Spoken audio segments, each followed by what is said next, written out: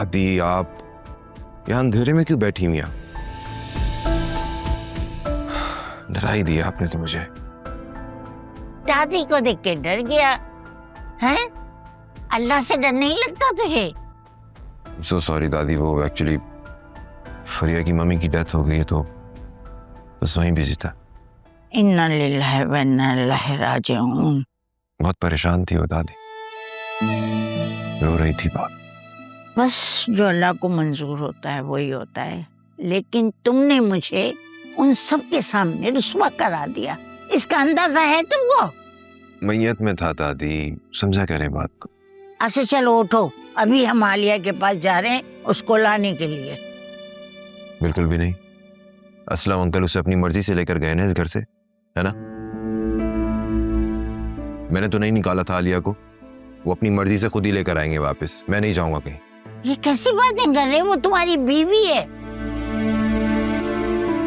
अपनी माँ के कहने पर अपना घर खराब ना करो।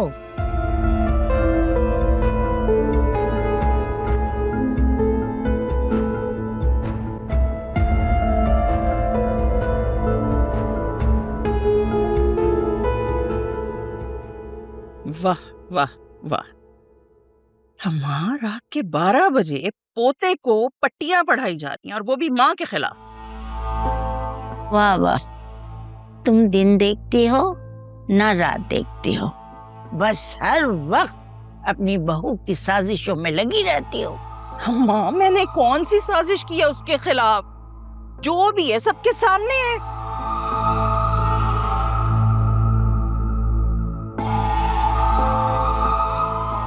अब आसिफ, मैं तो कहती हूँ तुम उसे छोड़ दो,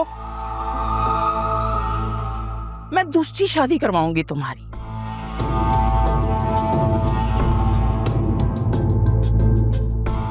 जहां से तुम्हारे बहुत प्यारे प्यारे क्यूट क्यूट बच्चे होंगे। मेरी बात सुनो, अगर अल्लाह को मंजूर हुआ और इसको औलाद होना हुई ना तो आलिया से भी हो जाएगी। चौका घर बर्बाद ना करो। अरे भाई अम्मा, मैं क्यों उसका घर उजाड़ूंगी? उसकी अपनी हरकतें ही ऐसी हैं।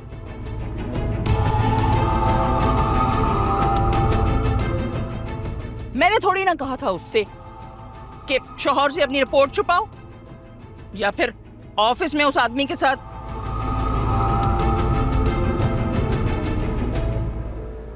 जिस पे वासी को भी शक है पूछ ले।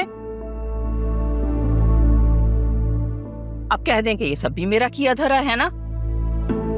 अम्मा दरअसल आप ना मेरी नफरत में बिल्कुल अंधी हो चुकी हैं। आपको लगता है कि हर बुराई के पीछे बस मैं ही खड़ी हूं। Mummy please. दादी बहुत थक गया हूं मैं, थोड़ी देर सोना चाहता हूं, आप लोग प्लीज जाएं यहाँ से। वासे, मुझे तुमसे इस तरह से संगदिली की उम्मीद नहीं थी।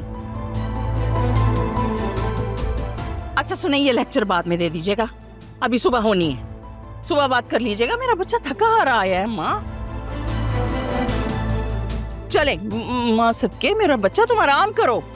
आके बैठ गए हो पूरी पंचायत में।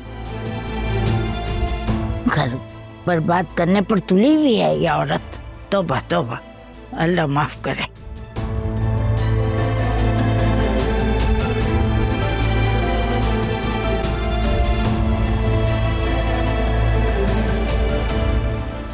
सुनो, तुम इनकी फिक्र मत करो, मैं हूं ना, मैं हूं तुम्हारे साथ।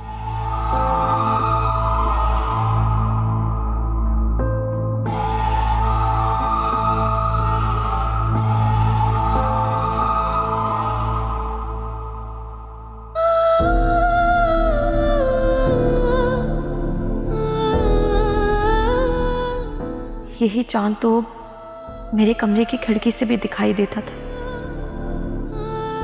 वहां आप साथ होते थे वासे, तो यही चांद कितना प्यारा लगता था। और आज ये कितना उदास लग रहा है, कितना तन्हा, बिल्कुल मेरी तरह।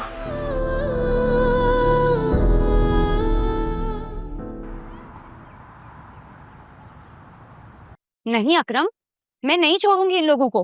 बुलाओ इनके मैनेजर को। लैब का मैनेजर कहाँ है? रिलैक्स। नहीं अकरम, रिपोर्ट्स आज हमारे पास हैं। मैं नहीं छोड़ूंगी। जी मोहतरमा, फरमाएं, आप क्यों इतना शोर मचा रहे हैं? यहाँ पे पेशेंट्स हैं, ये क्लिनिक है, डॉक्टर कंसल्ट कर रहे हैं और आप इस कदर चिल्ला रही हैं। अच्छा, अगर मैंने आपको अपने चिल्लाने की वजह बता दी ना तो आपके होश उड़ जाएंगे, और अगर मैंने अपना मुंह खोल दिया तो 2 मिनट में आपकी यहाँ से छुट्टी हो जाएगी। ये क्या कह रही हैं? मैं समझा नहीं आपकी बात को। आज से 4 महीने पहले मेरी बहन ने आप ही के लैब से टेस्ट करवाए थे।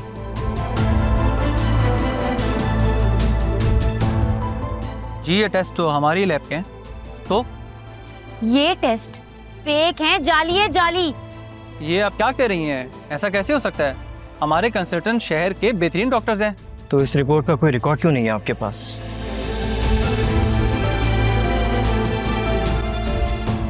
आपके डेटा में एंट्री क्यों नहीं है इसकी? मैं एक डॉक्टर हूँ और रिपोर्ट देखकर साफ साफ बता सकती हूँ कि इस रिपोर्ट को तब्दील किया गया है। कैसे हुआ, कहाँ हुआ, क्यों हुआ, ये सब तो मुझे आप बताएंगे। और अगर आपने मुझे ना बताया फिर आप अपनी नौकरी से भी जाएंगे और फ्रॉड करने के जुर्म में जेल भी। चलो अकरम। एक मिनट मैडम, मेरी बात तो सुने। आइए हम बैठ के बात कर लेते हैं। आप आए तो सही। सर प्लीज आए।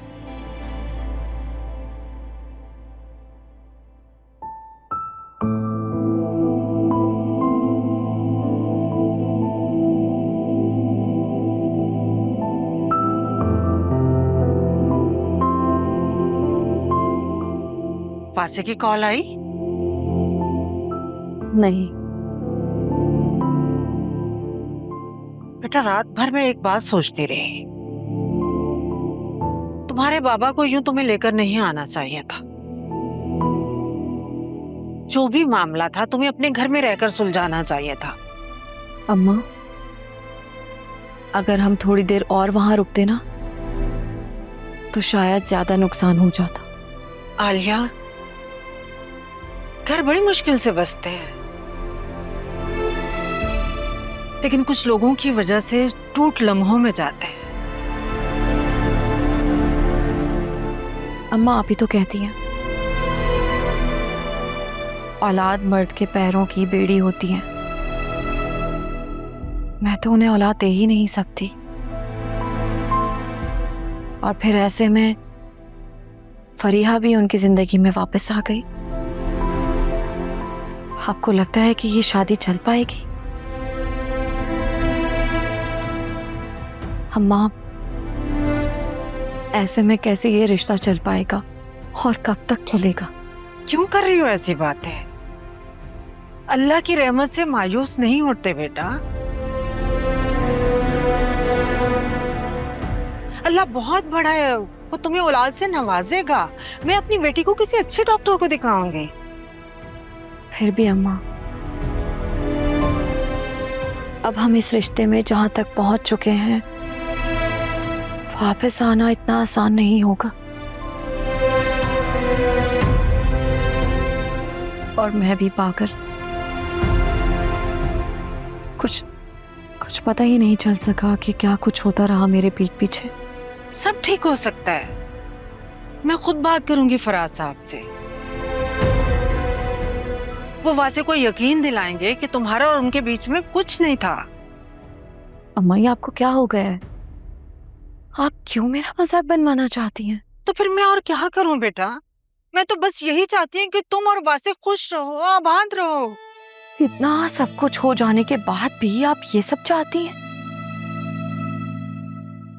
या फिर आपको फिजा की फिक्र हो रही है? मुझे फिक्र तुम दोनों की है। अगर तुम भी तलाक लेकर घर आ जाओगी तो दुनिया क्या कहेगी? अम्मा, मेरी दुनिया आप सब हैं। बाकी दुनिया क्या कहती है मुझे इस बात की कोई परवाह नहीं है। वासे से एक बार बात करने में हर्ज क्या है? अम्मा, वासे से बात करने के लिए बचा ही क्या है? कुछ भी तो नहीं। और प्लीज आप लोग मेरी फिक्र करना बंद कर दीजिए। कैसे नहीं हूँ परेशान? तुम तीनों बहनें मेरी जिंदगी हो, मेरी जान हो। अम्मा, मैं अभी ऑफिस जा रही हूँ, वापस आकर बात करते हैं।